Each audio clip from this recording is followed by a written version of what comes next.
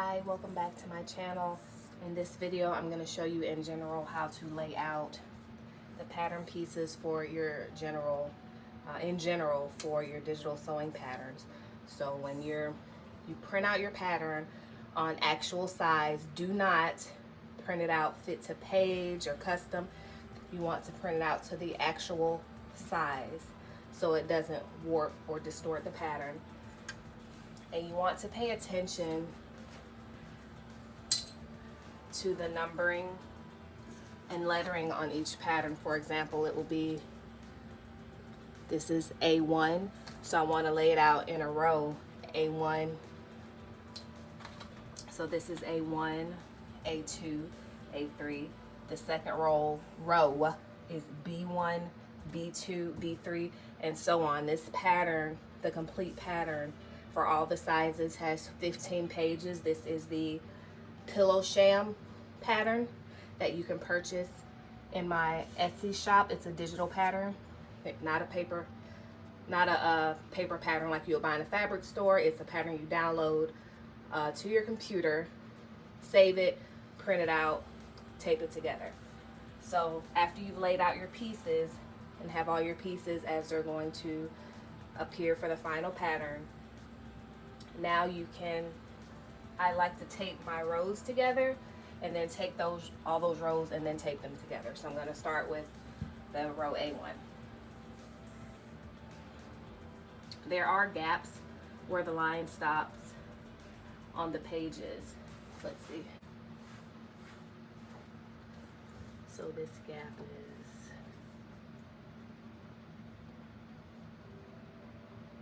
5/8 of an inch.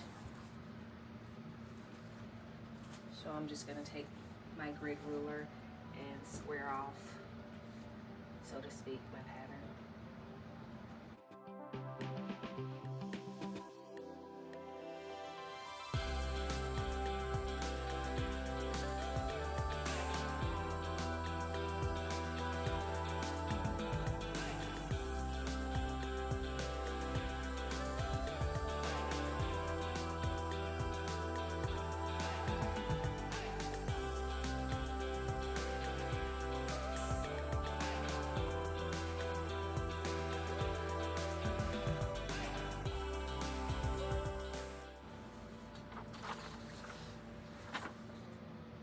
See, this is the line I drew from where this ended to the bottom, and I'm gonna fold along that line.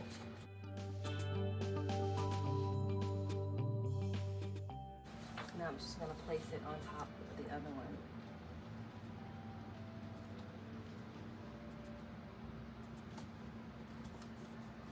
Get my tape.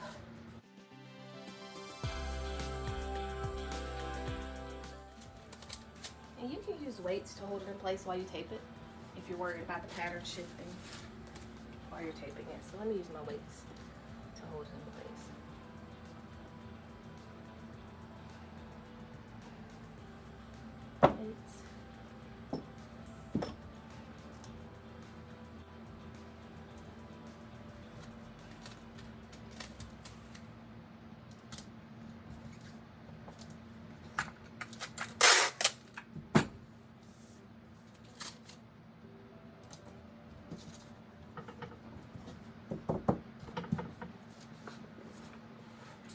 So now you can see A1 is taped to A2, and now these arrows, they match also going down the center where these are taped. So I'm going to do the same to this side. I'm going to fold it. That line is actually too far in. It actually shouldn't line up with the ends of this arrows, the end of this mark. So first I'm going to remark that line, and then I'm going to tape it to A3.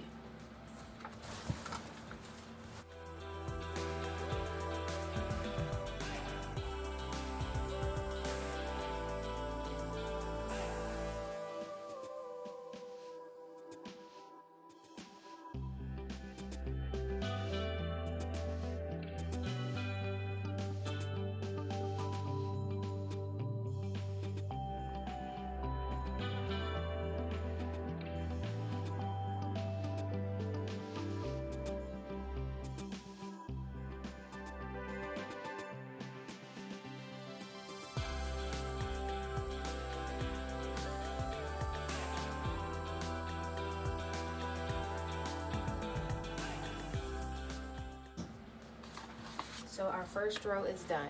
So you can see, can you see? This is A1, A2, A3 that I've taped in a row.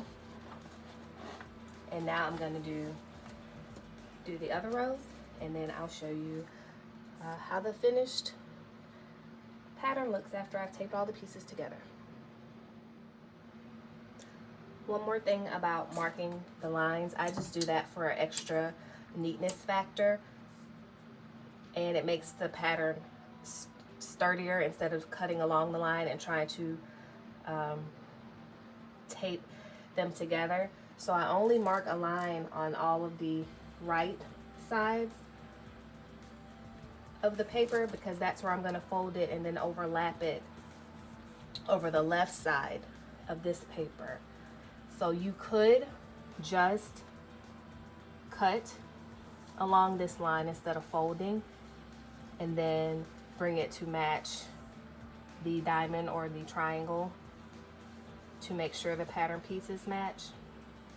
You can actually, depending on the type of paper you have, you can see through to overlap them. But this is the method I prefer, is to mark it a straight line on one side and then fold it and then tape it to the other side. Now I have all my rows assembled, A, B, C, D, and E. They're all together. Now I'm gonna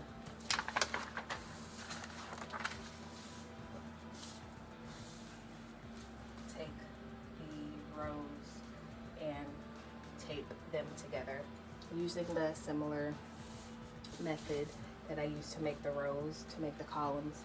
I'm going to use the triangles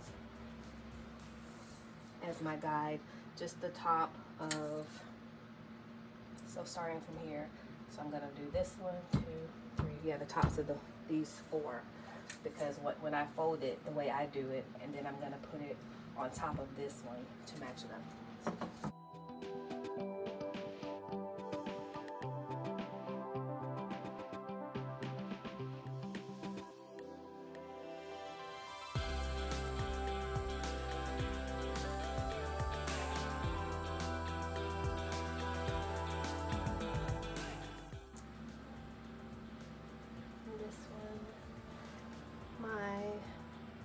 iPad holder doesn't adjust very easily,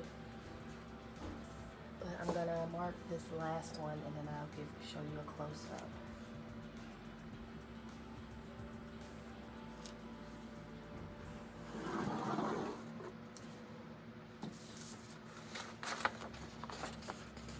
See, this is my line, so it's at the tops of the triangles where the pattern ends. So when I fold it,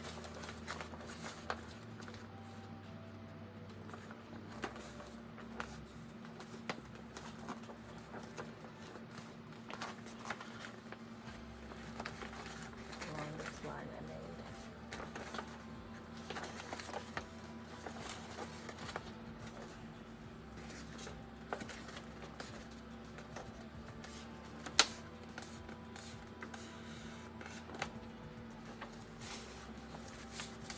Going to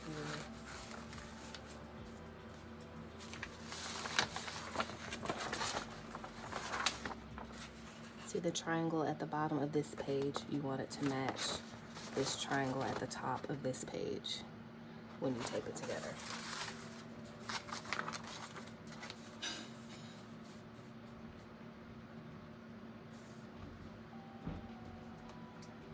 As close as possible.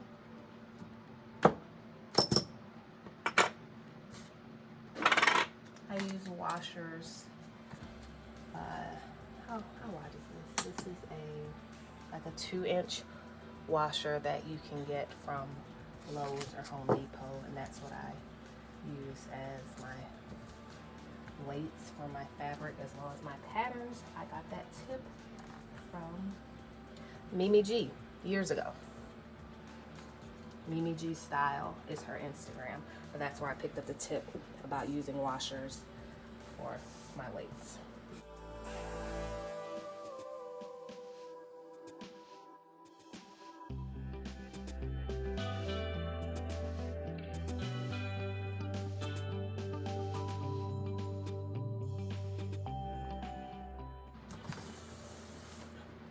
You can use the regular tape that you get from Walmart or Rite Aid, the skinny tape. I just have this tape on hand because it's the packing tape that I use when I'm packaging the things that the garments that I sell in my store. But as you can see, how I matched up the triangle so now it forms a diamond. And even on the end, these match as well. So I'm gonna do that for the rest of these.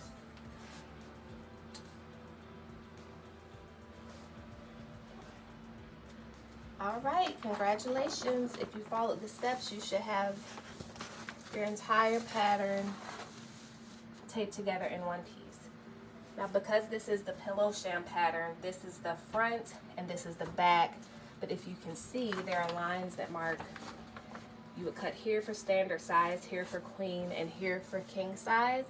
What I'm going to do when I cut it out, I'm going to cut it out first.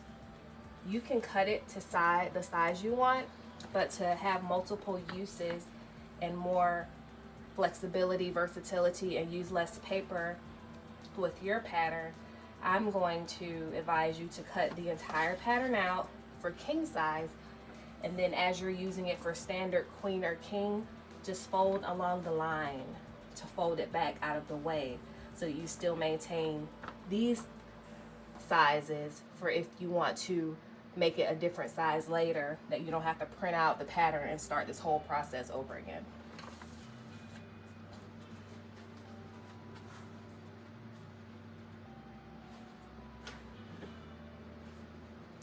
I have different scissors for fabric cutting versus paper cutting, so these are my paper scissors. So let's cut this paper out.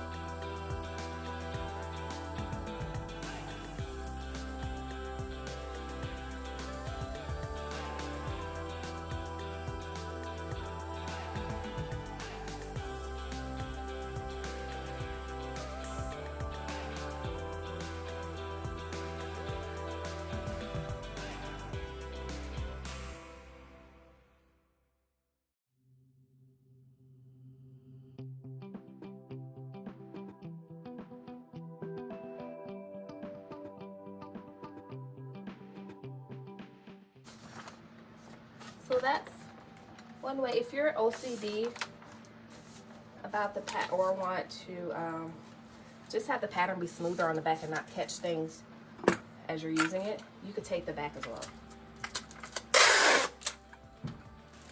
Like so.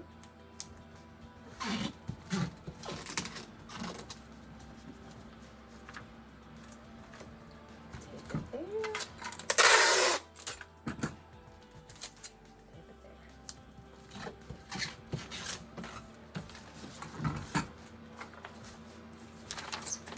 So here's the front. This one says cut on fold. That's the fold. Now this is just my prototype pattern. I will plan to add what's the grain line, but the grain line will be this way on this pattern. But as I said, if you want to cut out the full king size pattern and you want to make it standard size, and just fold it along the standard line.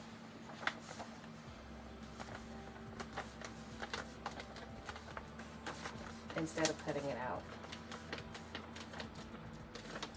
So then when you place it on the fabric, you can still cut it out the standard size. And then if you later, if you change your mind, if you have pillows you're making for someone else and you want to do the queen or the king size, then you still have those on the pattern. So that is how you assemble your pattern. I'm going to cut out the back piece the same way. As you see, follow the instructions, cut 2 of fabric on this one, 1/4 inch seam allowance. This one says cut 1 on the fold of the fabric. So follow the instructions. Comment below about what was helpful to you about the video, and let me know if you still have questions about the digital patterns, and I will do my best to answer them when I can. Have a great day. Thank you for watching.